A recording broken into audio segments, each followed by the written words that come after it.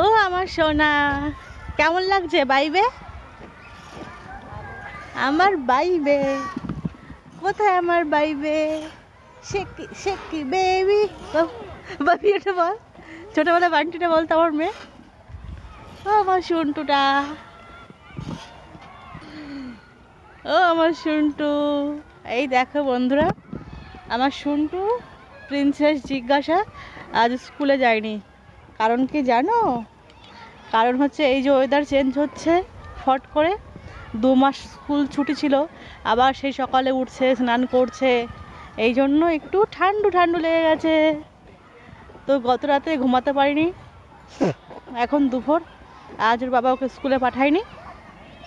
তো এটি আমার বাড়ির নিচে, এটি একটি বাচ্চাদের অন্য একটা স্কুল, আলাদা স্কুল, সুইডিশ স্কুল। তো এখানে সব বাচ্চারা খেলছে, স্কুল আছে, পার্ক আছে। তো আমি আমার মাম্মাকে নিয়ে এসেছি একটু বাইরে, বাইরে চল, তারপরে এবার ঘরে গিয়ে রেস্ট নিবি। তো এটা একটা বড় একটা মানে সমস্যা, কি বলতো, ওই যে ওয়েদার যখন চেঞ্জ হয় না, ওয়েদারের সাথে সাথে শরীরটা খারাপ করে। শুধু বাচ্চাদের নয়, বড়দেরও, আমাদেরও হচ্ছে। সব বাচ্চা, প্রত্যেক বাচ্চা, এই যে এরা তো লিটিল বাচ্চা, বেবি, এদেরও, এরা হাসছে, কাছে কাশি করছে। আমার মেয়ের বয়সী ওর বান্ধবী, ওরাও স্কুলে আসেনি, ওদের সাথে গ্রুপ চ্যাটে মেসেজ করলো, দেখলাম। তো সবারই এরকম শরীরটা খারাপ। এখন এটা হচ্ছে অটম সিজন চলছে। আর দেখো এখানে কত সুন্দর, এগুলো হচ্ছে সুইডিশ তুলসী গাছ, খুব ভালো একটি গন্ধ আসছে এখান থেকে। এই যে আমাদের জ্যাকেট, বাইরে রোদের তেজ নেই, কিন্তু রোদ লাগছে, গায়ে লাগছে, থাকলে গায়ে লাগছে। এই দেখো সব স্কুলের বাচ্চারা খেলছে। আর এই যে স্কুলটা, বিল্ডিংটা, ওই বিল্ডিংয়ের পেছনেই আমার বাড়ি। আর এখানে বাচ্চাদের আগে খেলাধুলার দিকে এরা ধ্যান দেয় বেশি, পড়াশোনা পরে, আগে খেলাধুলা, শরীরচর্চা। তো দেখো বাচ্চাদের সাথে সব ম্যামরা, স্যাররা সবাই বাইরে আছে, কত সুন্দর বাচ্চারা এনজয় করছে। এখন সময়টা ওই দুপুর 3টে বাজে। আমি 2:30 নাগাদ ঘর থেকে বেরিয়েছি, একটু বসলাম, গল্প করলাম আমি মেয়ে, 3টে বাজে এখন। তো মেয়ে একটু দোলনা খেলছে, এটি একদম আমার বাড়ির পাশেই। তো একটু মেয়েকে খেলাচ্ছি, খেলিয়ে ওকে ঘরে নিয়ে চলে যাব। আম্মা কষ্ট হচ্ছে না তো? আমার বেবি, আমার মাউস বেবি। বাচ্চা যতই বড় হোক, মায়ের কাছে বেবিই থাকে। আমি ওকে বেবি বলছি তো লজ্জা পাচ্ছে, আমার বেবি। তো দেখো আরও সব বাচ্চা এসছে, বাবারা মায়েরা নিয়ে এসেছে।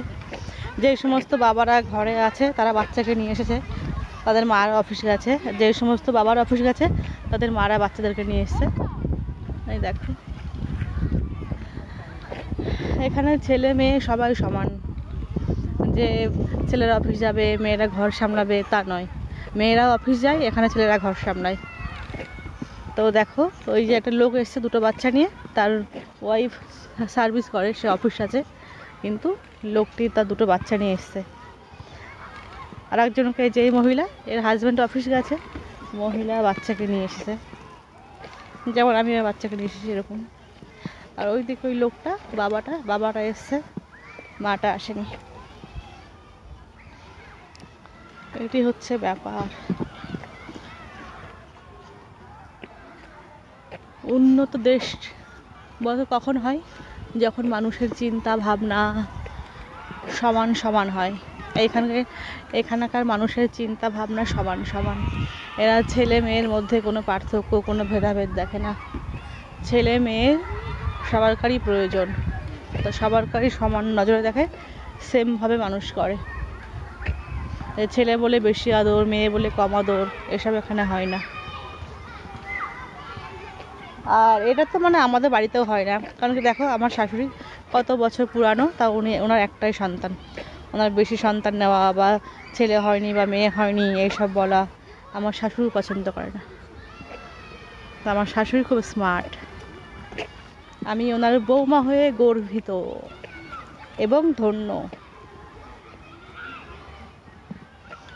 ধন্য হয়েছি আমি তোমায় পেয়ে। তো এখান থেকেই বেশি দূরে যাব না, এখানেই থাকবো, কারণ কি মেয়েকে নিয়ে এক্ষুনি ঘরে চলে যাব। তো বন্ধুরা ভিডিওটি কেমন লাগলো জানিও, ভালো লাগলে লাইক কমেন্ট শেয়ার করে দিও। আম্মা চলো বাড়ি। শেকি শেকি বেবি, শেকি শেকি বেবি, আমার বেবি। দেখে দেখে দেখি লিটল বেবিটা কোথায় রে, দেখে দেখে দেখি। তুই তো আমার বেবি, তুই বড় হলেও আমার কাছে বেবিই থাকবি। তোর যখন 120 বছর বয়স হবে তখন তুই আমার কাছে বেবি থাকবি।